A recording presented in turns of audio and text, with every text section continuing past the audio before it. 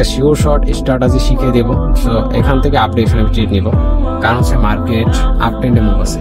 Up ট্রেন্ডে move market, এখানে দেখেন একটা রেড ক্যান্ডেল আসছে। রেড ক্যান্ডেল আসার পরে কিন্তু মার্কেট এখানে ডজি ক্রিয়েট করছে। ডজি মানে হচ্ছে এখানে কি করছে মার্কেট, এখানে সেলার্স আছে কিন্তু এখানে বায়ার্স অ্যাক্টিভ আছে, বায়ার্স ক্যান্ডেল করছেন। এখানে মার্কেট বায়ার্স ক্যান্ডেল থেকে মার্কেট কিন্তু ফুল ফিল করতে মার্কেট উপর যাবে, টার্গেটটা হিট করবে।